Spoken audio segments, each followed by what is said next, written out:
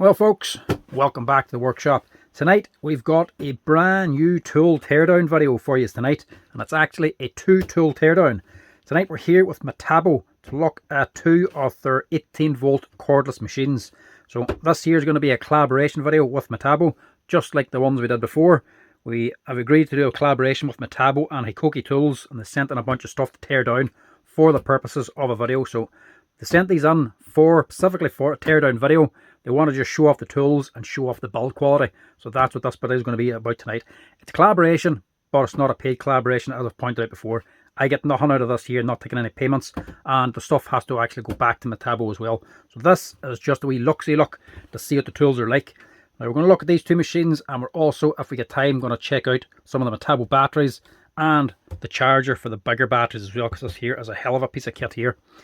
So the two tools I've sent in is the Metabo 18-volt Nibbler. This will be a very interesting one to see because I haven't even seen one of these before, let alone opened one. So that'll be an interesting one. And the other one is the Metabo 18-volt cordless drill, the brushless one. This one has been out a little bit longer, and you've probably seen it in other videos before, and for repair, different ones in for repair. But it's a cracking wee machine, and it's going to be interesting to see the whole insides of that one. But before we get into them, a quick look at the boxes. This surprised me. 2 different size boxes, but they still both fit together on the lock system. Surprised by that. The Metabo boxes, just like most, they're just a molded box. They're quite a heavy duty one. I know because these have been lying in the workshop here for probably a few months now actually, and I've been using them as a stepping stool, so they actually are quite strong. So the first one we're going to look at will be the Nibbler. Right, so let's get a little look at it first. Now it is a body only. I just threw a couple of the batteries in here just to put them out of the way, so we'll have a look hopefully at all these batteries. She comes with the instructions, a wee Torx key, box, the molded base and the machine itself. So this is a body only, it doesn't actually come with batteries, but you can buy them any which way you like. Now straight off the bat, feel of her, it's actually quite nice. It is most certainly not a big machine. It's actually quite small and compact, to be quite honest with you. It's only a cordless nibbler as well. It's not going to have a massive motor on it. It's not going to be like the big heavy duty corded machines. It is just for lighter stuff, but she's a tidy machine. Nice big aluminium head up the top, 2 big bolts bolting it on, slide switch in for starting and stopping her. She's nicely made and she feels quite rugged. So this model is the NIV 18 LTX BL 1.6. I take it that's 1.6 mil for cutting material. Now Metabo always do have a big long model number and then big long serial numbers then, or type numbers then afterwards. They're a bit of a mouthful. So it's a 2024 machine. It's brand new basically. Now, the way these work, there's just a punch and die. And you know the good ones from the bad ones, because the good ones will have a punch and a die replaceable, like this one here. See the die in the bottom? That can actually be removed. So this here boy is going up and down inside, and it's coming down a very snug fit on top of this die, and anything in the way just basically gets nipped off. So she's just taking wee nibbles of metal as she's going across, hence a nibbler. She's just nibbling away at it. But a good one will have a punch and a die, because these do eventually wear out. So the punch more so than anything. You can see how sharp an edge that is actually. These will be made from something very hard like tungsten carbide or something. Very hard wearing and very sharp, so will keep their edge for longer, but very, very brittle. If you bang them at all, you can break, so they have to be inside a very good steel tool holder like this here. And that there looks like a nice piece. Nicely machined and nicely finished. Very complex here, look. You nearly think that was an insert. But that's all one piece, apart from the wee die down here and the nut on the bottom. So as these are running, the punch will be wearing out and the die. If you can't replace the die, you're only going to get away with replacing the punch so many times before you replace the whole tool. You won't be replacing these, and no matter what brand, because these here things cost quite a bit of money. That's a fairly expensive piece here. Very hard to actually machine, as well as the punching dies. But these ones, the good ones, if the die wears out, you can just pop it out and replace it, as well as the punch. So this particular one is actually movable. So that's what this wee sleeve here is for. And these little notches, you don't just have to use it at a straight 90 degree. You can actually adjust it to all them little adjustments there, all the way around. So if you're in a very, very awkward spot, you can't get on, you can't get the back of the machine, you can actually turn it the whole way around and just run it back the way instead of forward, or sideways or straight on, whatever way you're comfortable holding it. But handy to do that there. A lot of them you can just adjust them either 90 or 180, or straight on or 90, and that's it. So it's nice you have the adjustments on it. Nice big adjustment wheel or knob for actually tightening it up as well. Plenty of grip on it. And that's her. Now, we'll test right here a runner first before we dismantle it. Then we'll tear it apart and get it rebuilt, and then test it out properly afterwards then. So let's see what she sounds like.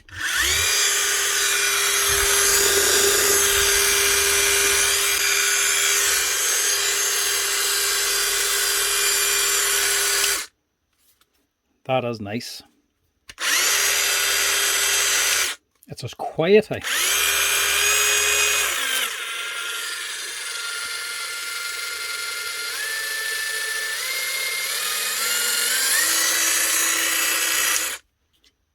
That's a nice job there. It's not often you get a cordless tool that quiet. Now you've got to hand it to Metabo. They make quality machines. If you're unfamiliar with them, all you have to do is look up reviews. Anybody that uses Metabo stuff just swears by them, especially the likes of metalworking fellas. Anybody using grinders and drills and the likes of this here, like Nibblers, that's their bread and butter, all metalworking stuff. They really are a professional grade tool in that regard. So their stuff is generally that little bit better quality. Quality wise, and you lift them, you know rightly they are good. But they're also an old brand as well, so they've been around for quite a while. And I still get old Metabo tools into the workshop that could be going on 30 or 40 years old, and they're still coming on for repair. I mean, they've always made quality stuff, and these here, by the looks of it, are no exception. But we'll get onto her anyway and have a good look at her. Now, the one downside of Metabo, I've always thought, is the battery retainers. These here aren't replaceable like a lot of other brands. If the pins wear out in them over years and years of use, you can't just replace the battery retainer on its own. You'll have to replace the control module or something like that there. It'll be part of it. You can't buy that separately. But fair play to Metabo, they do put on big massive pins on them. So it does take a long time for these here to wear out. Now a tool like this, you'll probably not burn through a retainer very easily, because it's not really vibrating enough to cause the battery to shake and arc all that much to actually wear it away. They give a little bit of vibration, but not much, especially seeing how smooth the thing runs. And this is shaking here a little bit. Down here is barely moving. So let's get under here and see what she's like.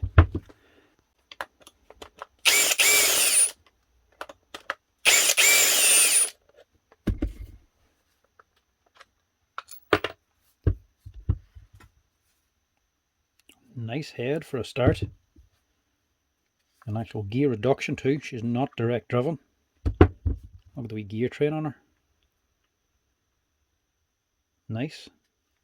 So this here red bit, I thought that was plastic, but it actually is an aluminium part as well. That is heavy duty. Look at the way she's built. So these will be bolted on the motor back here, and these are the bolts holding on this plate onto the body. And I'll just take this off, see if we can take this die out.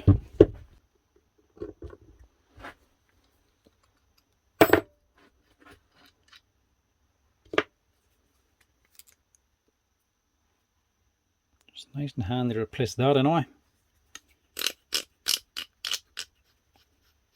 I don't have any prices for any of these spare parts, but I can tell you that'll be expensive. Don't think that'll be too dear. The punch and dies are normally a wee bit expensive, but a lot cheaper in the long run to replace them and keep them good. At least the punch is very easy to replace. Look at that. He just loves to clean out. That's nice because I know the Makita one, you have a grub screw holding it on. It's secure, but if they get exposed to water and that grub screw rusts, you can't get the die out. You'll wring out the head and then you'll have to replace the whole holder to actually replace the die, which can be very expensive sometimes. So that's nice, it just slides in like this. Shouldn't be a problem on this because she's actually been guided down through here. It's a pretty precise fit. So it's not like there's going to be any play. That's just going to go up and down. And any adjustment, she can actually slide a wee bit anyway. So I like that wee design there.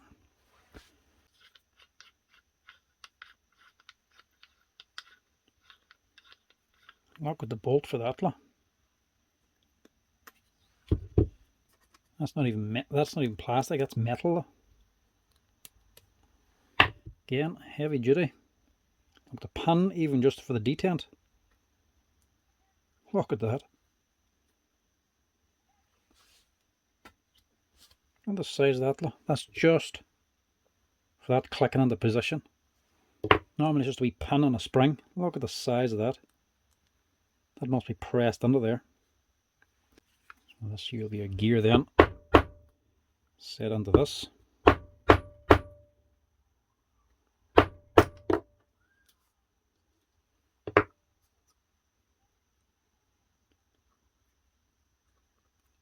So if it'll come out without making too big a mess. So you've got, what way is this now? So you've got a cam gear. This is offsetting this shaft. So as this turns, it's causing this bearing just to oscillate. And it's on this holder. So there's a wee bit of play and everything here. And your actual die holder then sliding onto there. It's a nice setup there. So if anything ever happens this, or this here holder, maybe she gets jammed up and breaks these pins, you can technically just replace this here steel plate as well, instead of replacing the whole thing. That's a big gear for that. And your big aluminium head then for holding it all together. Plenty of grease in it too. She's not going to dry out too easily.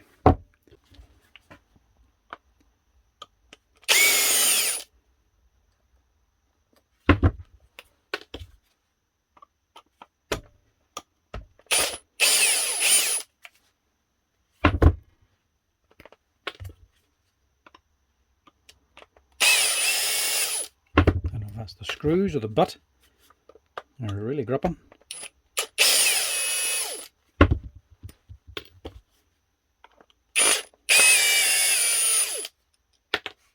Take it these are all the same screw also.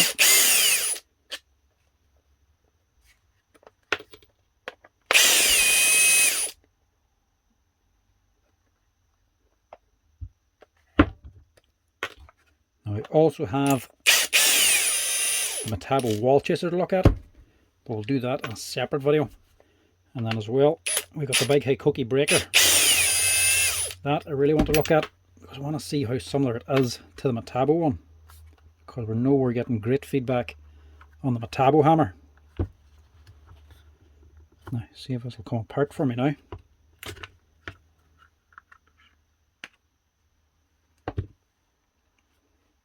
Look at that. That's a nice motor.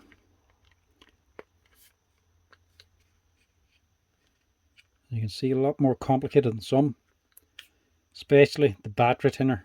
Probably the most complicated battery thinner there is, and as well some of the best batteries you're going to get as well, especially seeing as these case batteries, CAS, they are actually a shared battery, Metabo do. So it's another good reason to go for Metabo tools, especially if you don't know what tools you're going to be buying or using, or if you're like a plumber or something and use very specialist tools.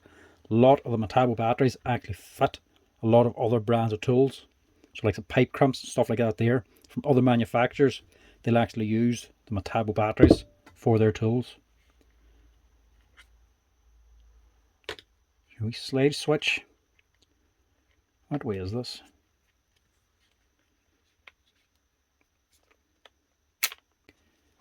Some of the old Metabo cordless drills, these battery tinners, can be fairly complicated, but the last one was quite easy, the Metabo trimmer. I think this is as well though. A much handier system instead of having springs and levers on both sides. You have to line everything up. So I'll just built into the battery retainer now, just for this wee spring system.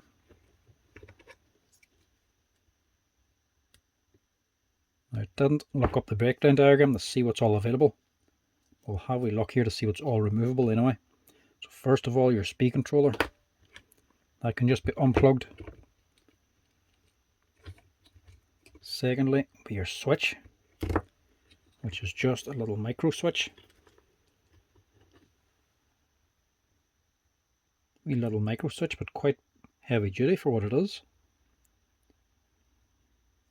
It's an odd one. Tiny switch anyway. And your whole motor unit then. So this is just a wee cover for your fan, which is a good idea, seeing as it is a nibbler. It will be nibbling little bits of metal, so wee bits of swarf and whatnot will be running around. That's just to keep it away from the fan, instead of it getting chewed up. That's just allow the fan to still move air, keep it covered. So this is a separate retainer too, but I would imagine this will be one unit, the motor and the controller, or at least the field and the controller. Not sure. The rest of it will be as well.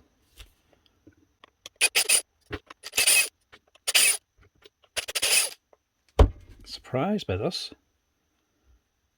That's a big aluminium plate there. Look at that. That's a big piece. That's pretty cool. Nicely made as well and machined and thought out. The pin here and the pin here. So there's no question which way she goes together. Very easy to assemble. That's a nice part there. Sprayed and finished and then machined again to give the two-tone. And that's just for the finish on it. A lot of cheaper brands will just mix this and just spray it, put everything together. This is actually machined down the end to keep the tolerances just exactly right. This isn't for aesthetics. Whenever this is together, you do not see this here piece, so that is just for the fit. The motor then, hey, what's a Hitch bearings, 608. Not sure of that brand, mind you, but she's a solid motor unit.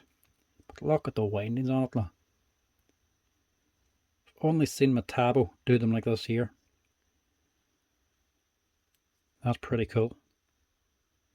So you've got an outer ring of these here steel laminated rings. Then you'll have inner rings as well. So it'll go the whole way into the core, all the way through these here copper windings as well. That's such a nicely made motor. Even with this here head removed and the bearings sitting,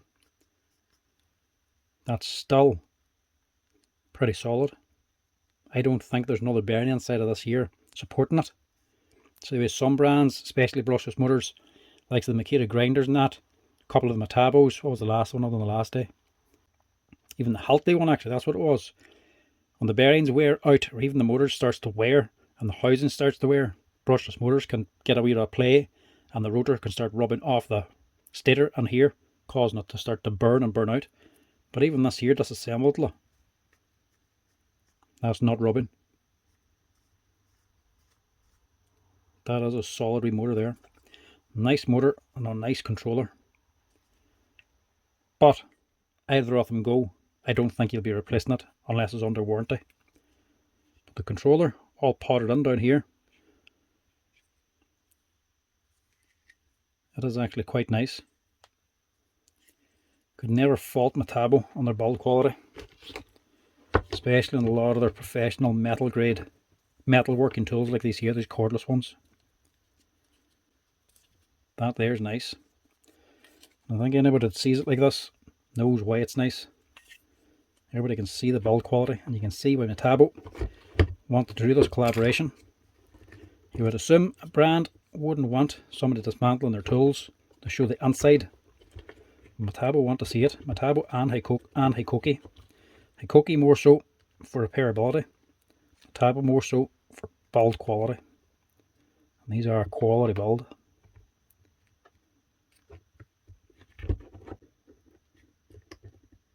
That's going on there. Get these other wee bits back on here first. So that was on there. And this one's at the top.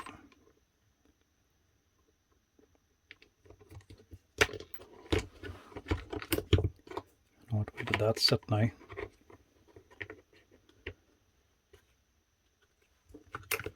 Must have just been like that. The wires folded down behind. And before we put that on, I'll just put this back on.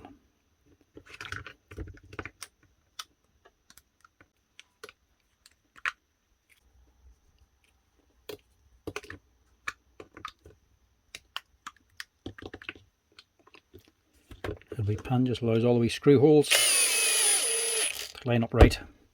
Just stick two in it here for now.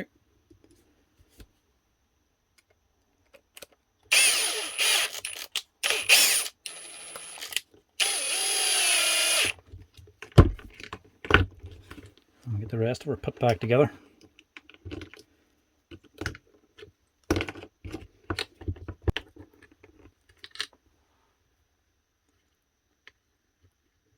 That just dropped in there.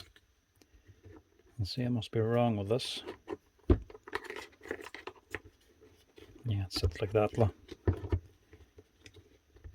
wire tucked on that side.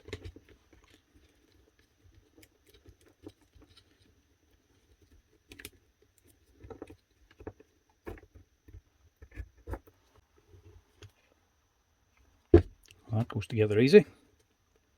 I was expecting to fight something there.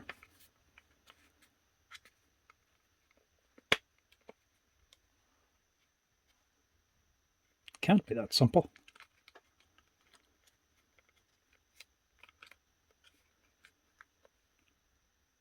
That is that simple. You can tell how good a tool is by how well it goes together. And that thing just drops together.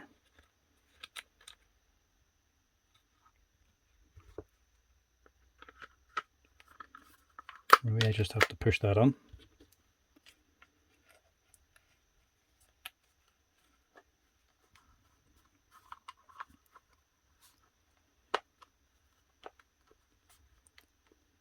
Not even actually, I just have to push that on afterwards. That is it. Easy as that. I was actually dreading taking this thing apart because I didn't know what I was going to find. I thought this was going to be a lot more complicated than what it is. That's actually quite nicely made. Shouldn't have doubted Metabo.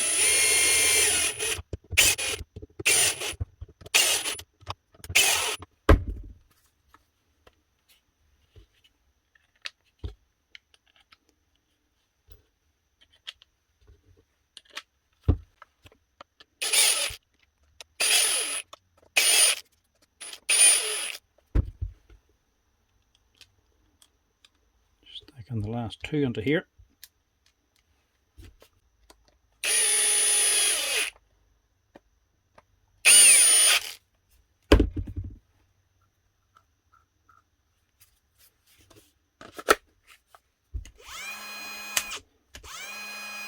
I actually can't get over how quiet that is.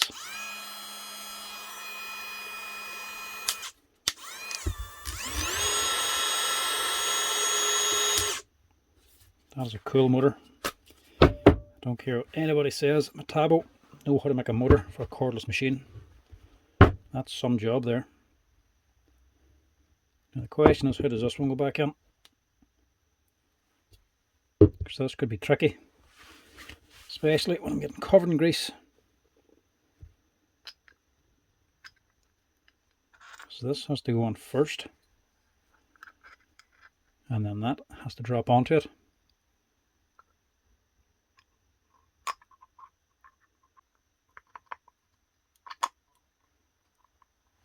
It feels better.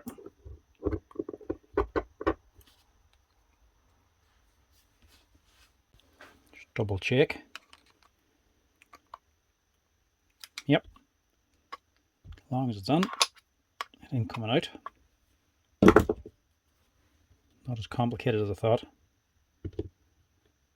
This comes in this way. So your motor driving this, and then that's driving the big gear. As you can imagine, there's a big gear reduction between a brushless motor, this spinning, and this here plunger inside. So this will be dropped down a lot in speed, so it'll take the torque up quite a lot. So it'll have the power to actually slice through metal with ease. It's just not going all that fast. But then a nibbler, you don't really need it going all that fast.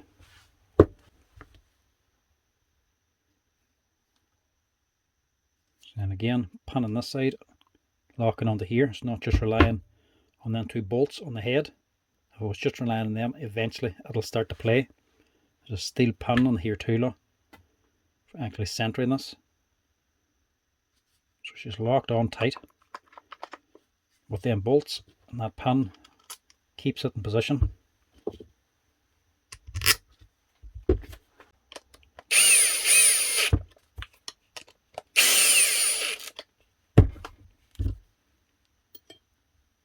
Punch then just slides in, stick on your holder. I'm not sure if this wee boy is replaceable either, but then again, I don't see why you'd ever need to replace it. There's not much to break that.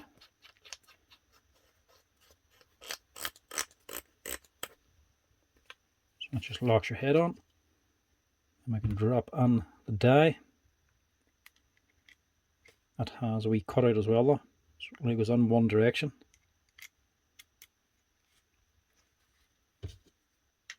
Drop that on, and your big bolt underneath. I like this setup actually. I know even on the big Makita nibblers, even the big expensive 500 quid ones, the actual die underneath is held on by two wee small screws. They're tiny for what they're doing, and the heads can very easily get rounded over. Plus they're sticking out at the bottom, and when you're actually using the thing and getting banged about, you can easily break off the heads of the screws or else round them over. They'll be hard to remove, but it just means if they ever come loose, your die could come loose, and if this comes loose, you're going to end up destroying your punch as well, because they'll get broken quickly. That's actually a nice wee setup there. She's just dropping in and it cannot move, and then this here nut underneath is actually locking her up on there. So there's nothing to come loose. There's no way for it to move. I like that. Actually, I like that a lot. That's a cracking wee machine, hey? Cheers from Metabo for setting that one on for the teardown. I like that thing. I wouldn't mind looking one of them again, but I can nearly guarantee you I'll probably never see one of these in the workshop. To be quite honest, I think you can see why. That's a very, very well built machine. That there's why people buy Metabo stuff. The quality of it just speaks for itself. Cracking wee motor, good controller on it, nice big battery thinner, nice size of machine. I mean, that is a comfortable wee nibbler to use. I mean, it is a nibbler at the end of the day. It's even smaller than a grinder. And then a big aluminium head, heavy duty plate holding everything together, nicely bolted and lined up onto the motor. No danger of it rubbing. Good gear system for driving this here punch and die, both of which are replaceable. That there is a nice machine. Now, let's give it a wee test out. See how quick she cuts. So I take it this thing 1.5. I have some corrugated tin there, that aluclad. But this is a wee bit thicker, so we'll try it in the thicker stuff. May as well test it properly if we're going to test it. Done that the wrong way around. What's that? 1.45. So that'll do nicely. See how she cuts on this. I don't exactly have much room in here. I'll have to squeeze in with this.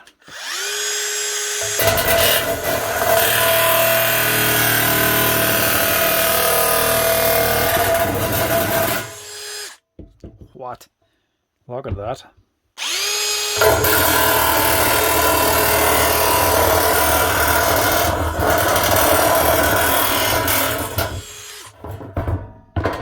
How cool is that? For a cordless nibbler, that can do alright, eh?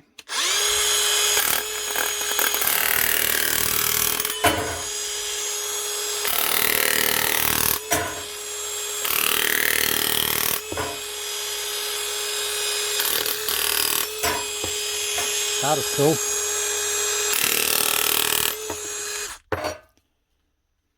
I think we can all agree that's a cracking wee tool. That can really eat, hey?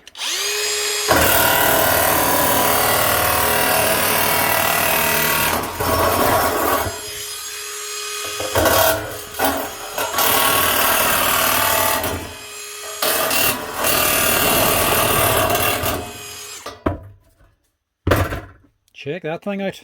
If you're looking for a cordless nibbler, that Metabo is definitely one to be looking at. That there is brilliant. Good quality machine, good quality battery system, brilliant performance, nice size, nice width, and fantastic build quality. That's why boys like Metabo stuff. That thing there is built for work. Glad we looked at that one. Cheers again to Metabo for sending that on. We'll clean up here and we'll get a look at the drill next. Actually, before we look at the drill, we'll just look at a few of these. Check out the batteries and the charger in these things, because these are impressive on their own. The batteries, you got your standard one, which is these here now, the LI Power, that's the standard one. Then you're going up to the LI HD, this will be a 10 amp battery. Then you also have the LI HD X.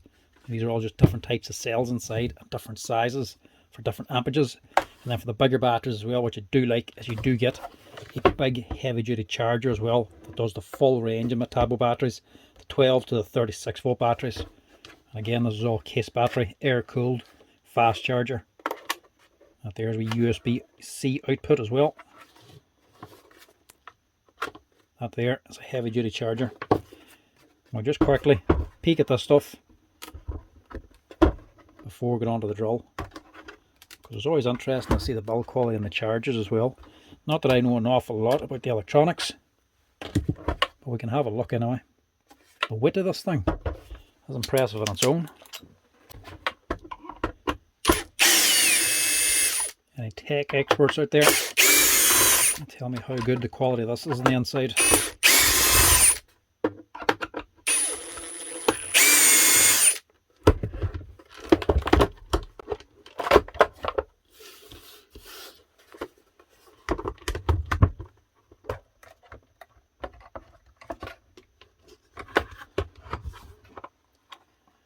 Yeah, I don't think we need a tech expert to tell us that that's decent. And not as much, well, I suppose it's a charger. You don't really need much coating on the actual boards. These shouldn't be outside, so that doesn't actually matter. But the build quality on it, the size of the boards, nice big. There's actually two fans in this thing, an input and an output. One is going up into the battery, the other one is actually keeping the charger itself nice and cool. We can see where all the weight's coming from. Two big transformers. Don't think that's another one. There's another wee small transformer, and then inductors as well. Big aluminium heat sinks going on to, what are they feeding? MOSFETs or whatnot down here. That ain't too bad when it comes to a charger. She's definitely got enough stuff in it. So you've got your main board down here, your two fans cooling the charger and your battery. You've got a wee board here for your power coming on, because that's a separate lead. It's actually plugged in. And then you've got a separate board up here then for your charging display, for your lights, and then for your USB out and everything as well. And then everything is just glued down. That's all this white stuff is, for all these likes of these capacitors here, to make sure everything's nice and steady. Any big resistors or whatnot that are quite heavy on the top, these things get rattling around, they can start loosening and breaking off the solder joints. So they pack it out with all this here white glue just to secure everything.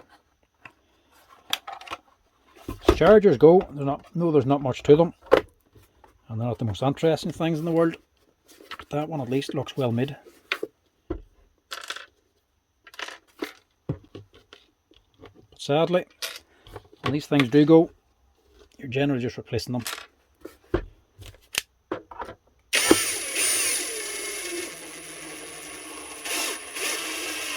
Rarely do you repair the chargers. That is, unless it's a very obvious failure. One likes of a bad solder joint or something breaks loose.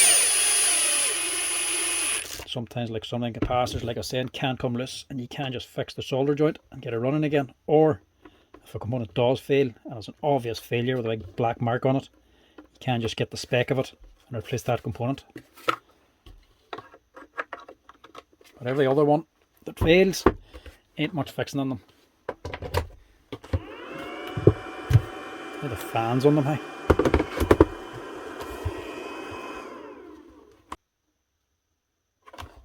Actually, that battery's already charged. So there's nearly 100% charge anyway.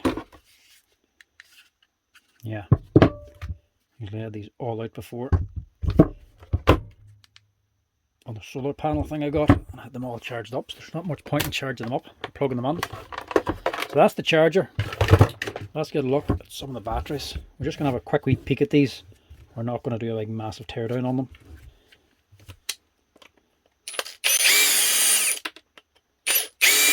Open them up and get a look. They're built like the Bosch ones. The two side panels and the top comes off. These other brands, just the top comes off on them.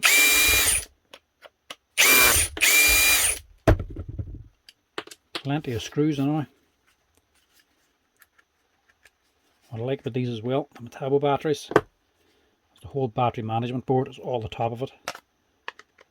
So the pins aren't getting as damaged as easily. They got a nice cover over the top. It's all built in to this here molded board. So it's good these here Metabo ones, they just have it completely encased and covered. So it's also, I'm not sure how watertight it is, but it probably is more watertight than some other brands. So with the Bosch and like the Milwaukee ones, the actual board's just exposed on top. Any water gets in, just sits on the actual board.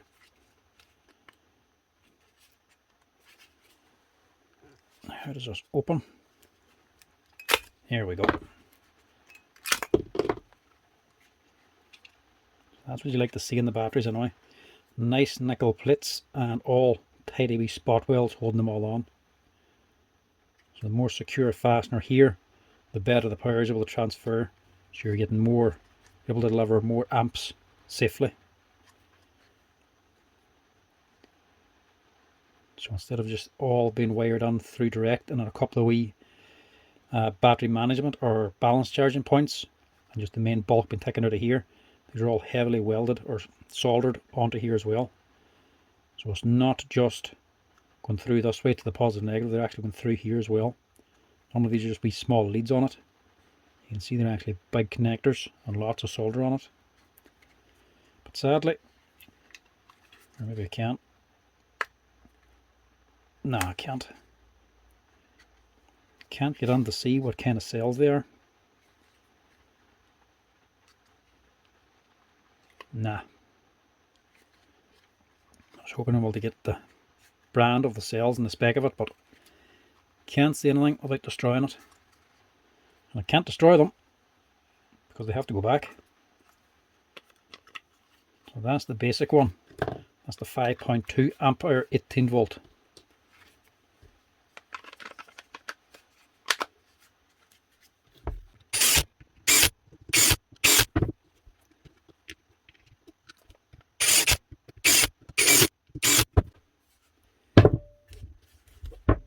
Right, we'll go to this one next because that has the LIHD, the other one's the HDX.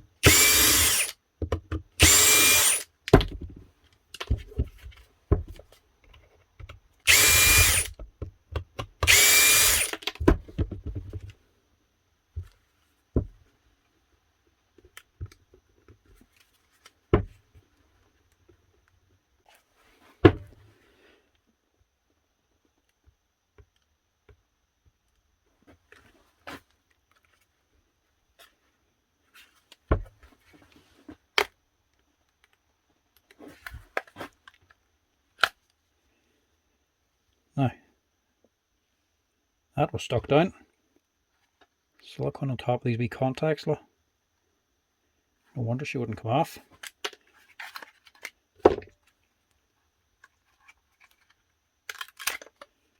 Just be careful of the rings too when you're dealing with the batteries.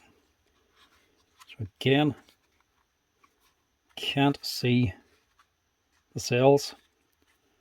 We can see the board. Not as impressive. Can't really see anything on it. All the actual important bits are under here. And they're all potted in. So this one must have been the same. Cover on, it's all resin potted. Nice big board. We can't see anything on it, but at least we know it's all protected. So even if a bit of water gets onto this, it's not the end of the world. And what I do like is a big fusible link glue. That's very nice. So if you ever put it into a high draw tool and she jams on you and you're really dogging it, she sucks out too many amps and goes to burn out the battery basically. Too many amps comes out, she'll actually heat and burn that. That'll actually burn through before it burns through the battery. So that ever happens, you can just either mic or get a new connector for here, a wee plate, and join them back up again and get your battery up and running. So that's one to keep an eye on if you have one of these Metabo batteries. This here 10, what I say it was, the 18V LI HD. She stops on you when you're doing a bit of heavy work. Check that wee link there. Basically it's just a little fuse. If it gets too hot it'll blow and you have to replace it. But not a bad battery. Wouldn't mind knowing what the cells is on this. See a wee bit down in there, look.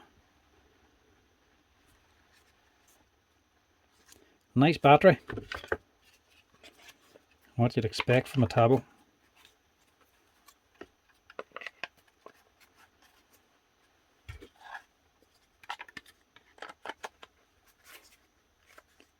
Oh, I suppose we may as well put that back on. That's a bit basic, mind you. You think that'll be on the actual board or something? Or else mold it onto here. It's just sitting loose.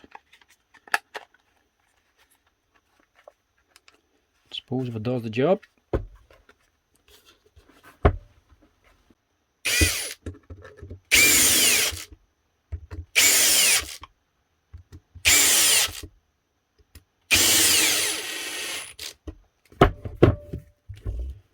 You can't damage these either because they do have to go back. They're not going on sale or anything, but I think they are going on display or for testers or demos. For like the tool conventions and that, they might be taking these as well. So I have to get them back working again, so I can't just rip them apart.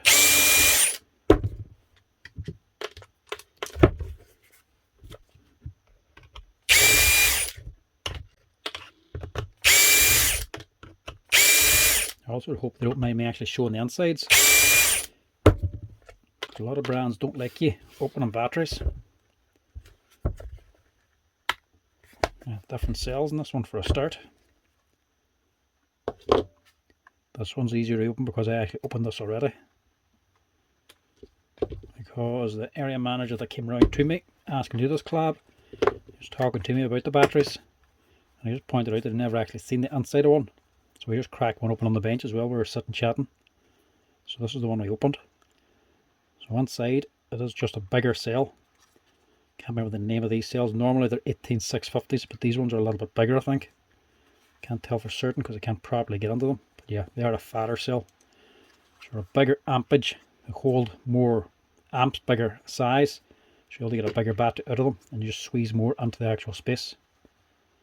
But they're built the same way as this one here. So this will just be different higher ampage batteries maybe. It's not even actually, this is a 10. This one's an 8.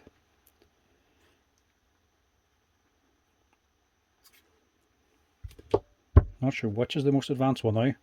I would say that there one's a wee bit better because that has the wee fuse length. This one doesn't. But it's the same type of board anyway. Same big Metabo board, same wee button on it for the lights, and same wee controller all potted in down here.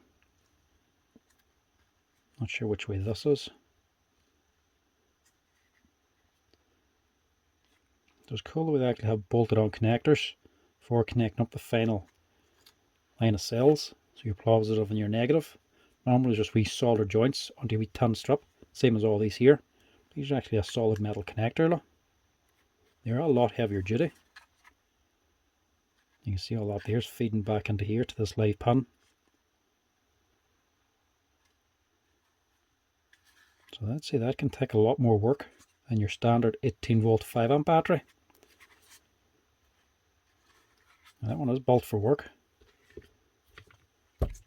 might be a smaller battery, but there's nothing small about them. So that's the batteries anyway. It'll be a long time till you see me working on one of these here in the workshop, because Metabo batteries are probably one of the most reliable you're going to get. Very little goes wrong with them, as you can see why, especially that they're board all potted in. But I rarely get these on for repair in the workshop, which is surprising because the boys you see using them are normally doing some of the hardest, roughest work. Steel fabricators aren't exactly easy on tools. Other crowd is actually making boats as well. Boatyard using Metabo stuff, and all their stuff is mainly outside too, beside salt water. But still, you just don't get them coming on. Get the tools for odd wee things, but never see the batteries coming on. Anyway, that's them. Next up, we look at the Metabo drill. This is just another one of the batteries. This is actually the same as the 10 amp one, the 8 amp, the LXHDX. This is just a 4 amp hour version. I'll just stick it into this one for testing. Easier to handle.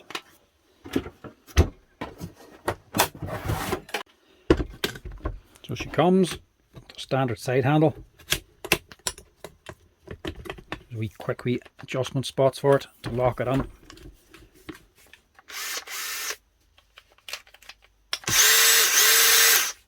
And it's an all plastic handle as well. It's not the big heavy duty metal one, the big long extendo one for the high torque ones. These here ones, let's face it, it'll probably never be taken out. So this is the Metabo SB 18 LTX BL I brushless cordless drill. Mouthful is normal for Metabo stuff. It's always a big long model number. But these here are actually quite a nice wee drill, I have to say. I've seen a few of them in the workshop getting wee bits and pieces done, like with switch or chocks and that. And you have to say, these here are a nice machine. The main point of these here is auto stop. So there's no clutch in these, it gives it a nice small slimline gearbox, as in the clutch ring for your screw mode. They've done away with that there, and they've installed an auto stop, and they're using the auto stop also as an electronic clutch. So the clutch is done electronically in this here, so it gives you a nice small gearbox and a nice tidy compact drill.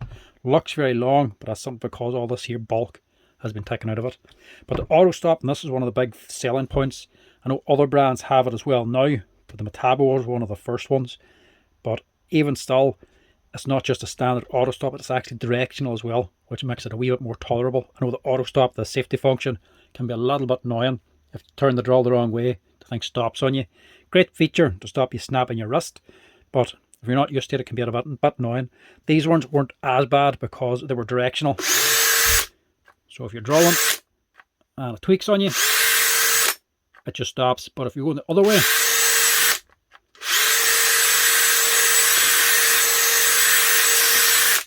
doesn't do it. It only stops in the direction where you're going to be bound up. You can't do it that way. But if you go the other direction, it kicks on. That makes it a lot more easier to use and a lot less prone for actually stopping accidentally on you. But a great wee feature. But build quality of the drills, I really couldn't fault these things. Brilliant gearbox. Because there's no chuck in this, or because there's no clutch in it, a lot less things to go wrong. And the actual clutch then is just done electronically. So you can put it all the way down, or just whack it up.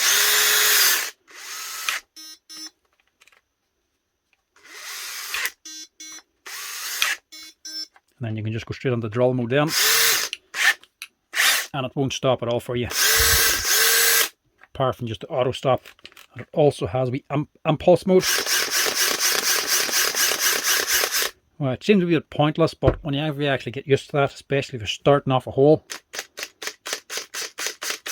you're drilling a hole in steel and just getting it to start, it's great for keeping it on center. And once you get going, then you can just whack it up the drill mode. Actually are quite a nice wee drill, I have to say. And the chucks on them also wouldn't be the worst. They're Metabo own chuck. They're not a Rome one, they're just Metabo, but they are quite decent. And as you can see, they're a nice solid closed all the way jaw. This can take all the way down to, I think it's a 1 or a 1.5mm butt. And a nice steel chuck it is. And I have to say, nothing wrong with these Metabo drills at all. I've always quite liked them, but I like them even more now from time because they've been out a while. They're tried and tested now basically. I've got them on a 4 repair, but it's always something like the switch or the chuck. Not really much else goes wrong with them. The gearbox, I've never seen a gearbox strip out in it. I think I've seen these here. Handles breaking off, maybe a change lever or something like that. Speed control, don't think I've ever replaced one of these here. Apart from that there's nothing else goes wrong with them. And the boys using them are like the steel fabricators and they're putting them through some abuse. So normally when I'm looking at a tool, I'll be telling you just straight off what I think of it look wise and how it looks and feels in build quality. But these here, they're out long enough now you can give a good enough opinion on them. And these here are actually quite decent. Not a lot of people like the auto stop feature and you kind of stuck with it. And not everybody would like the electronic clutch. But whenever they first came out, I wouldn't have put them all that highly because the electronics and a lot more to go wrong. But to be honest, there's less to go wrong in that than the actual mechanical chuck inside, which can be quite complicated and a cordless drill. These here, try to test it now, they actually are quite a good machine. So let's actually get on there and take a wee look and see what it's like on the inside. Now, I don't even know if there's anything for me to look at in this gearbox. But I'll take this chuck off anyway.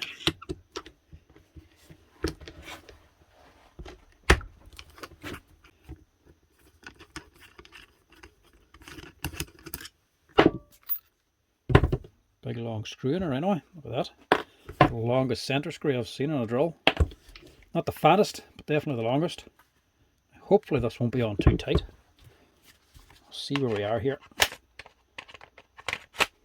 Let's take it on the low speed. As well, think which way does it work? On drill mode, it's electronic.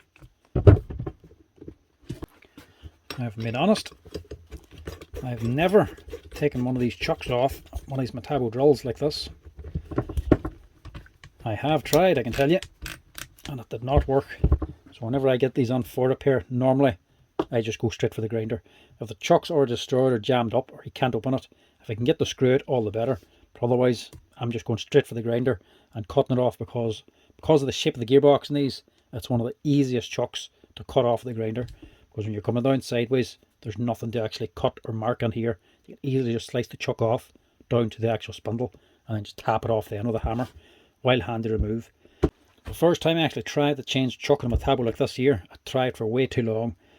Wailing on her with a hammer and it would not shift. I just went to the grinder and ever since I just cut them off, especially when they're used and abused. Hopefully this one will come off though because it's new. Now I also don't want to hit the bench, so I'm just going to hold it up here.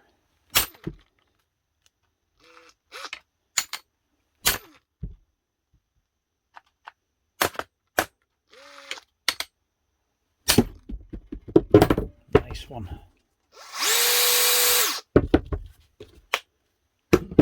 That gets rid of that.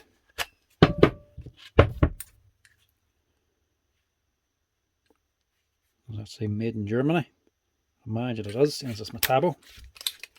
It's definitely a nice chuck anyway. I would say that's what the chucks I use are probably copied off. That's the same type of one I would put on drills in the workshop with the red band on it. But that is not the same as the ones I use. The ones I use is just a generic copy chuck. I wonder if that's what they're actually copied from, because they have the same wee hex end on the end of it. But that there must be the proper one. Right here then, you've just got a solid gearbox all the way back to here. Look.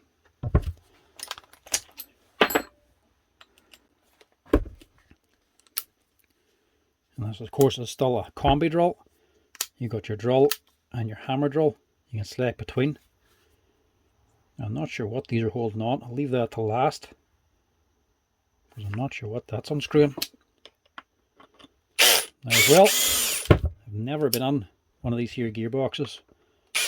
I've opened them before to get onto this side, because you can replace the switch in these. And the switch is a nice comfortable switch too.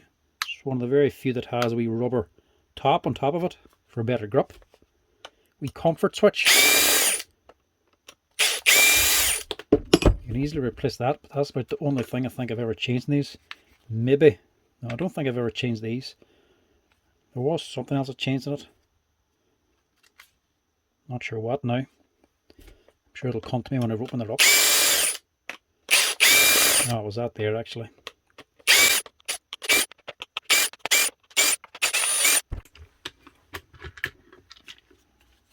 This boy, it's not just a standard sticker, it's a wee solid piece.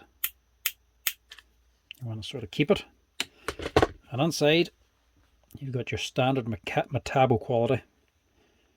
Good controller down the bottom, replaceable switch, decent motor, and a lovely wee gearbox. Now these here things, I think I've only ever changed the switch and maybe one of these here change levers. I don't think there's anything else inside of it I've ever had to change. But Metabo, they do like to do things a little bit different. And this thing is no difference. One wee thing you are going to like, to really makes them stand out, is that we change the wheel here for your speed control, or the actual clutch setting, sorry. This here, just like, looks very similar to this one. Same sort of quality. But this one's a wee bit different. Obviously, these here ones are going to be doing a wee bit more work, getting a wee bit more use and abuse, maybe out in the rain, getting covered in crap and whatnot. A wee bit more dirt can get onto these things basically. So Metabo have thought of that too. You'll love this, look. That wee speed wheel. It's not connected to anything.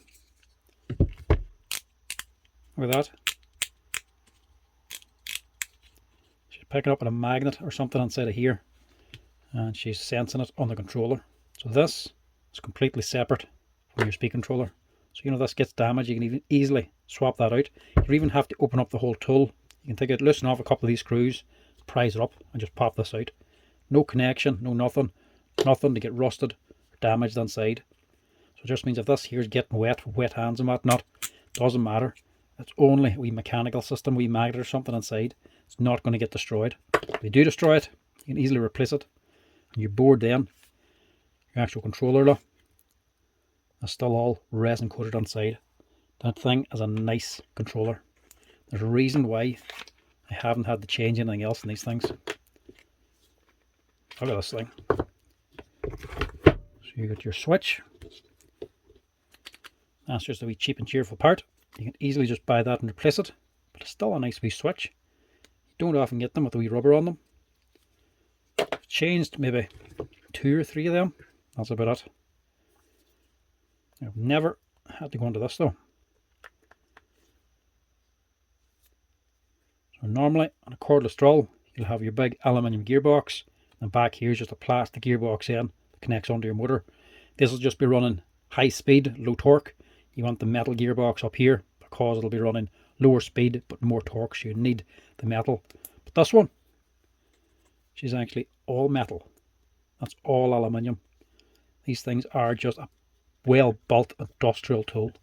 And again, same unique Metabo windings on it, Metabo motor. Very cool windings. The question is, how do we take that motor out? Take it. That is just a twist job. Yeah, there we go. So that's going to be your motor unit. Not sure again if you can buy these separate, because these are just wee heat shrinks. These are actually just soldered on. So I wonder if you can buy the controller and the motor separately if you do want to replace them. Don't think you ever would. It'd be quite expensive for either one. Generally, whenever they do go, they'll be well worn out. You might just want to replace instead of repairing. I know a lot of people do want to repair, but sometimes if the price gets too close to the new one, you just don't want to. But you can do it if you want to, especially if you have several of these machines. If you're working in a factory or something, or on a production line or whatever, and you are using them, a lot of people are using them, any failures you can keep, just in case a gearbox goes bad or a controller fails or a motor fails. You can make one out of two basically. You can easily just unsolder this here and swap over the whole motor. And this here, this side then, it's just a connector. They're a nice wee machine for industrial settings because you can keep them going, especially with spares. If you have spare machines, scrap ones. Not so much if you have to replace the whole thing. Same as any brushless motor basically. Any tool, any brand, the controller goes in them. Basically they charge you nearly as much for the controller as they do the whole machine. So it's never really worth replacing them. Maybe a motor, but I can't really see much going wrong with these things. And even sitting there now, look, that's all still centered and well built. I don't even think the healthy ones are as well made as these here. That is such a nice motor. And the controller on it, just so well finished. All sealed up, potted up. You can see there's other wee controllers here. Wee ports for other things, might be using other machines. It has other connectors onto it. They're all sealed up with silicone. Even just the wee capacitors here, normally they're sticking up at the back. Sometimes they can bend or get waved out or fatigue and snap off. These ones are lying flat, so you don't have the same problem. That there is a nice machine. I like this here new clip system for the back of it, because like I said, the older ones would have 2 or 3 pieces onto this and you had to balance them all to get it all together. Now it's just this here, you're sliding in and out. A lot easier to put together and reassemble. But this is the main thing I want to see inside the gearbox. I've opened them before, but I've never had to go into the gearbox before, and they are impressive looking. And not just the actual size and the shape of it, the way it's nice and slim, but the weight of it. This feels like a proper gearbox. The weight of this is impressive, and the fact that it has a metal back part is really impressive, because I don't know any other brand that still has that.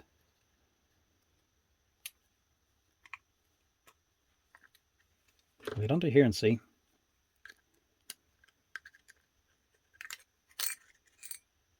So it looks like black moly grease in this one.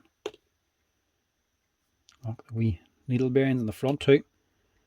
It's nice to see in a good drill. They put these in the front ones because these gears are going to be running faster. These are directly driven from the motor. So these will be going high speed, low torque.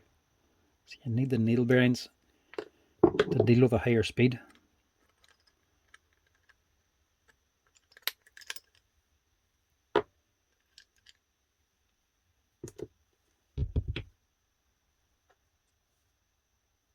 Oh, nice. Still separates, but there is actually a pin the whole way through. Look. So that's a nice solid system there. That probably helps it run that little bit quieter too, because there's no slop in it.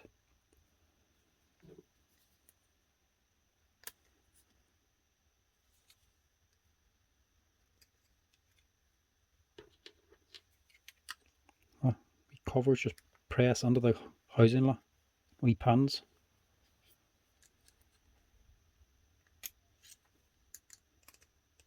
Everything else should be roughly the same.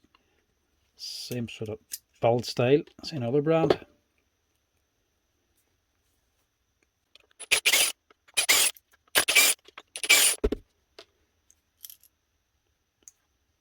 Trying to keep them clean.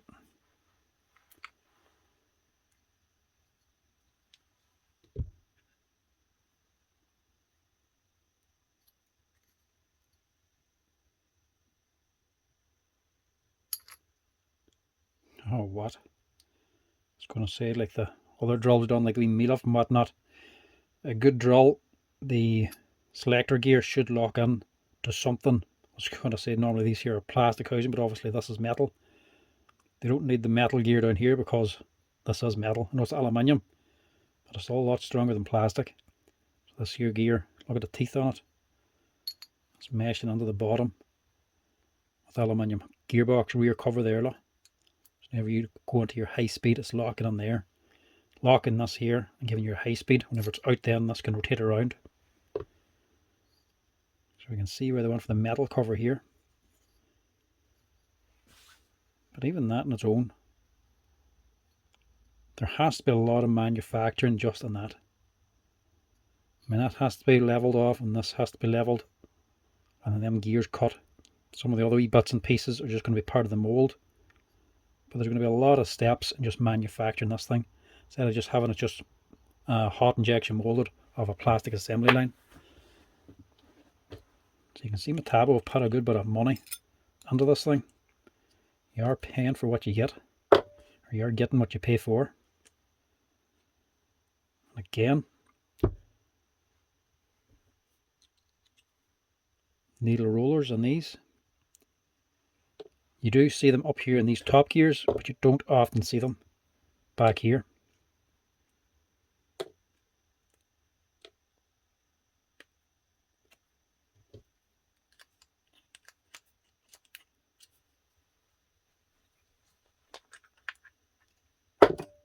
Don't want to just tip the whole thing out, because I do not know what I'm going to find in here. That's your bottom gear. Look at that. So this is your lock for your chuck, so you can actually turn your chuck this way to loosen and unloosen it, so it doesn't just turn the motor. If you didn't have this, whenever you turn your chuck to open it up, the motor would just spin, the whole thing would spin around. You either not get your butt out, you'll never get it tight enough. So you need these here inside. This is just wee balls that lock up. Whenever you turn it this side, she locks, but the motor can turn them freely on this side. But most drills will have that. That's nothing special, unless they're very, very cheap.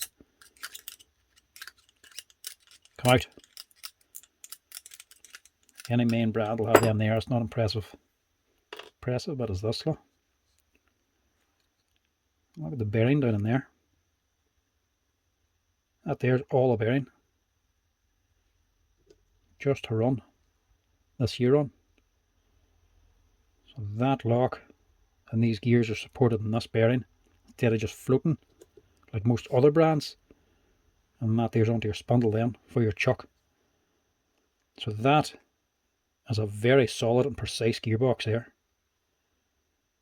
So for actual drilling and tapping holes, you'll get no play in this here chuck.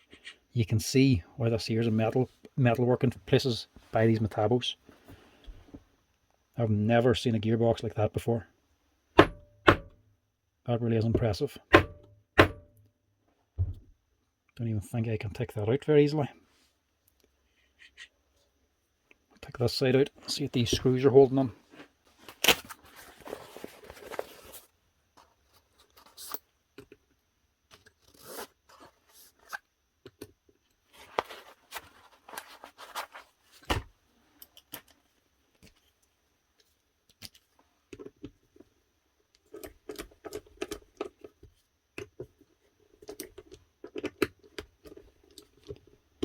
Actually, just stick it onto the drill.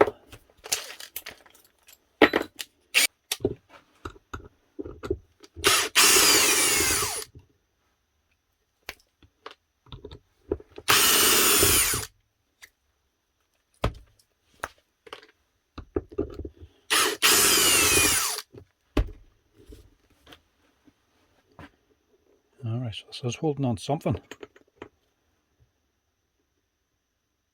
We detent on here as well. So that is for your selecting your hammer mode, that's what that is.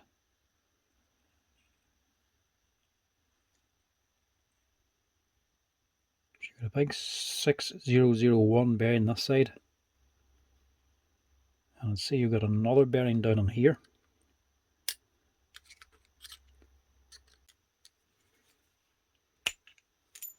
There we go.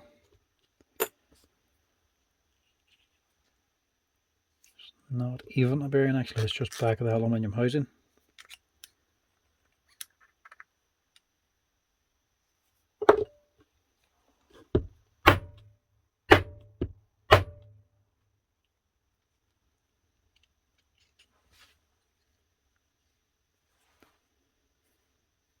Can I just pull that out?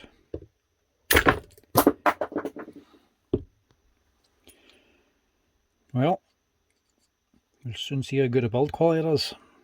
See if it goes back together again now.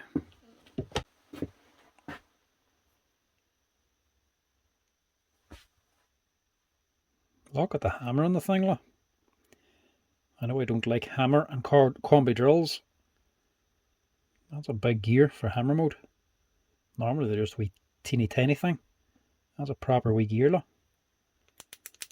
This here bearing is on a slack fit. That's just so this here can actually select it.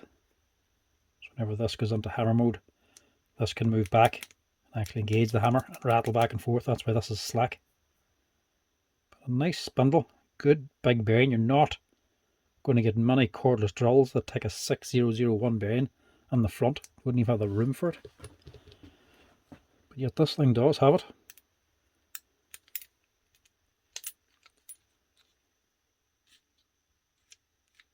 So that there's just a mechanism then for lowering and lifting the hammer motor, the hammer mechanism.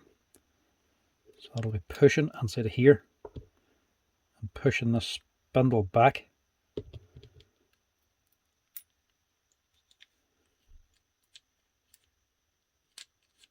Yeah, this here gear is actually fixed. Not bad. You can't complain about the build quality of that gearbox. The size of that, the size of the bearings on it, that thing is impressive. The only thing light is the wee selector for the hammer drill. But then the mechanism itself, think back to the DeWalt one or even the Makitas. That there's a heavy duty selector there and a heavy duty hammer inside a big aluminium gearbox. It's aluminium on both sides and no mechanical clutch with all the wee complicated parts to go wrong. Now luckily this bearing just landed right here, which is a wee thrust bearing.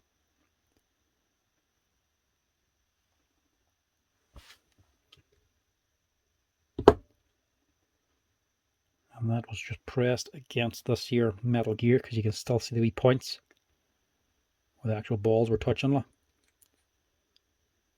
that's just sitting in there. That's pushing against this here boy on the inside.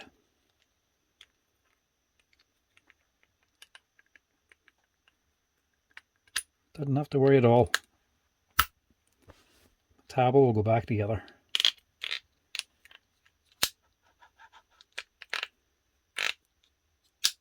That's what it's doing there, look.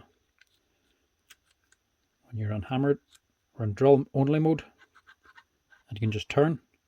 And whenever you go into hammer drill mode, this moves back, allows the spindle to go on a wee bit further. So them two gears can come together. And that's it. Right, get this back together again before I drop it again. No, I forgot something else, look. That needs to go on too. Don't send it flying in again.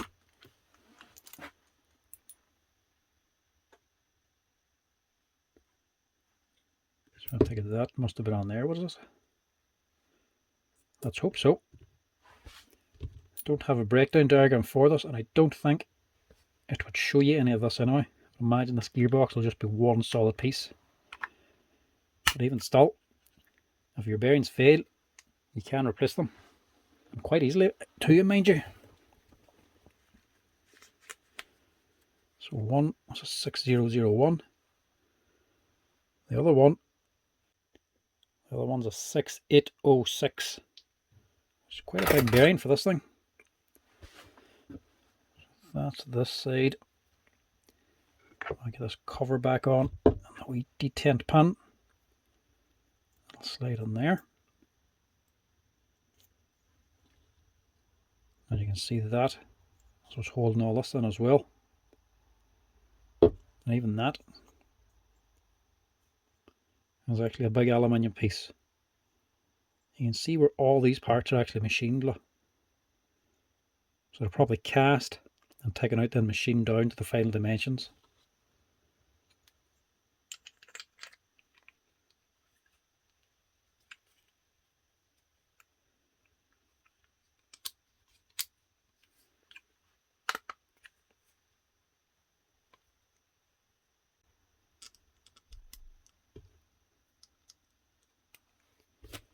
Normally I'd be wondering if I can put these things back together again, especially in a video. But no wonder about this one. This one can easily go back together.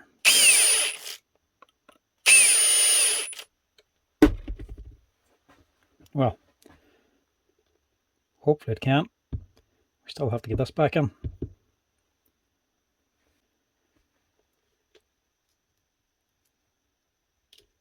Could do with a wee bit of grease for this.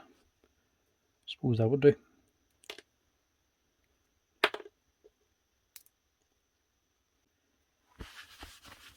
That'll hold that.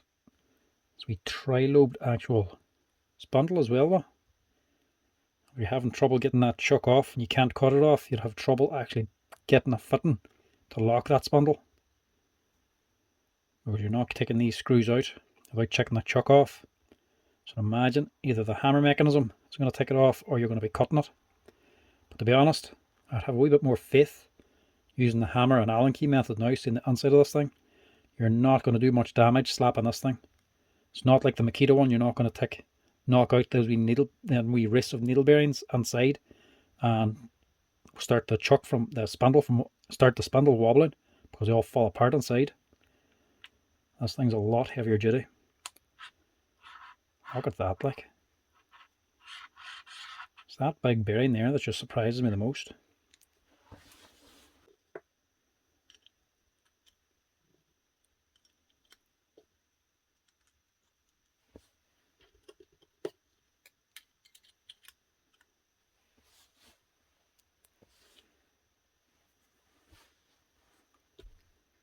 No, I forgot something else. Now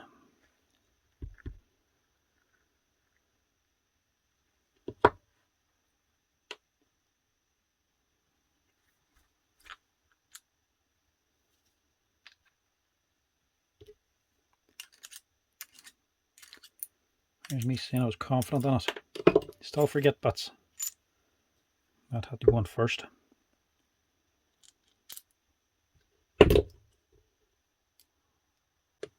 Now we can drop this on.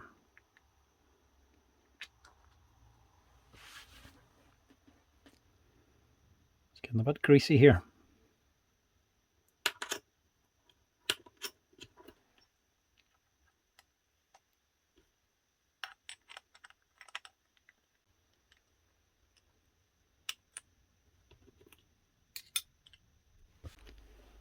Now gearbox next. Which way is it? I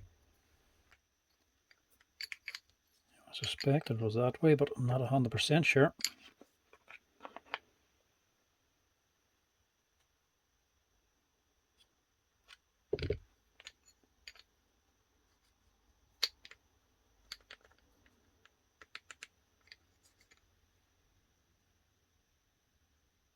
Yeah, that's the other way.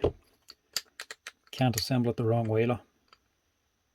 There's a wider one up here than down here. Has to match here. So good on you, Metabo. I like machines that can only go together the right way. Nothing more annoying than getting halfway through putting something together and realizing something's upside down.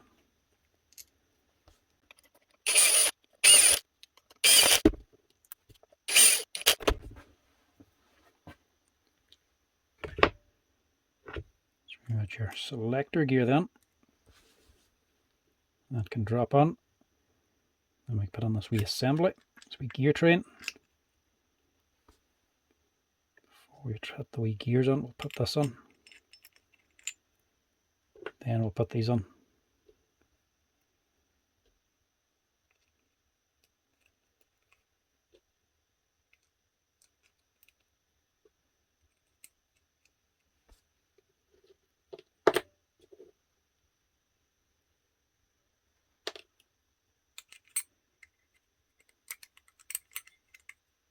That must go under there.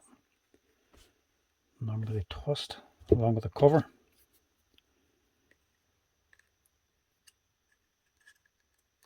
Yep. And your selector on top. Just make sure you're getting that into the holes on the gear. Back there.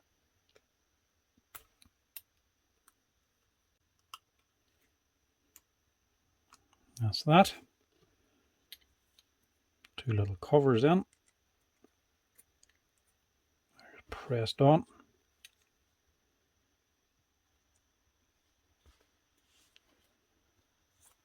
And that's it. Give that a wee wipe down because it's all greasy.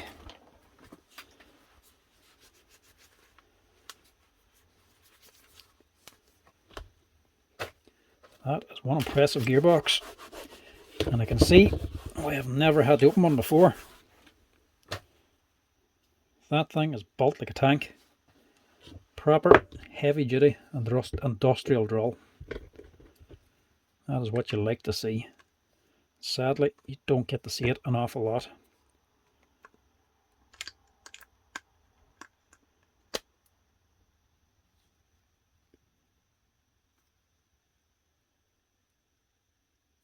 How does that clip on now? Yeah, there we go.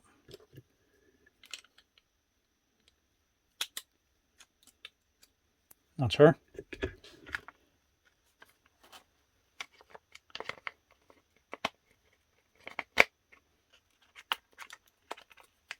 Oh, holding it a switch.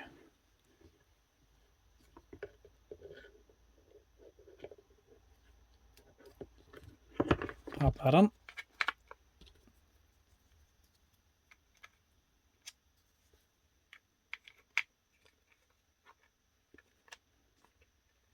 Make sure you get on this wee pin on top so you're getting your forward and reverse.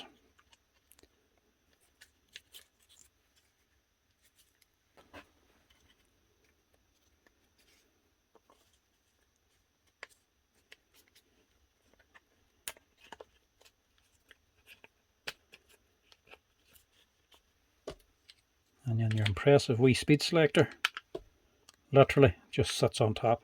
Hold it wrong, it'll actually just drop out again.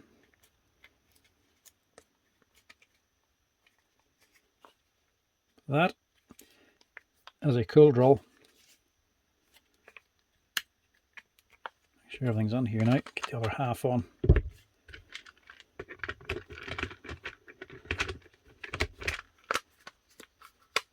And again, just drops together first time.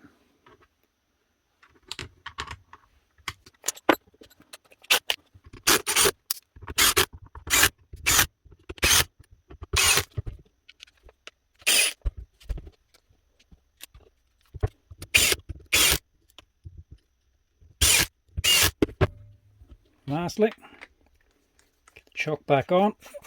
I'll just give us another slap. Now we'll just use the battery actually.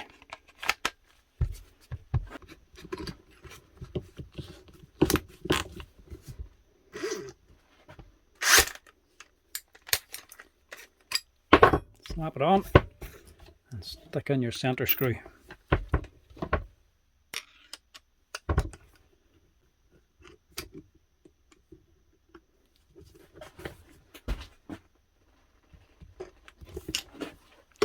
And that's her.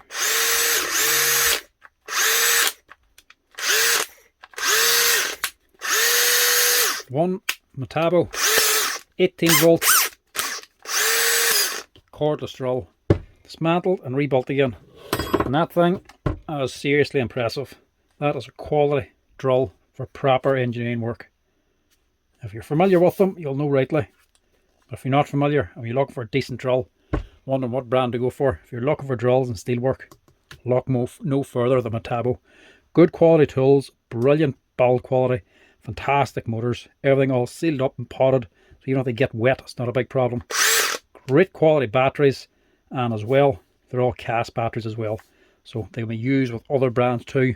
Some of the other non-brands you wouldn't be familiar with, other tools, more specialist tools, you can still use them with different ones that are compatible. They use the CAS system, CAS system. Anyway folks, that's it. That is two Metabo tools that are definitely worth looking at if you're looking for a cordless nibbler or a cordless drill. If you're unfamiliar with the Metabo tools, there's what they are. Industrial grade tools, to be quite honest with you. A lot of the stuff, especially steel stuff, is just second to none for quality. For drills, grinders, nibblers, anything like that there, you can't really beat Metabo for quality. They are just fantastic, and you can see why. They put the effort into their tools and they make things heavy duty. Anyway folks, thanks for watching. Hope you enjoyed this wee teardown video. As always, if you're liking the videos, make sure to give us a wee like down the bottom. If you're new to the channel, make sure you hit that subscribe button if you're enjoying them. And if you want to help the channel out, hit that hype button, or you can become members now as well. Anyway folks, that's a whole lot. That's for everything for today. We've got a few more Metabo and Hikoki tools to do for a collaboration video, but we'll do them another night. But till next time folks, I'll chat to you later.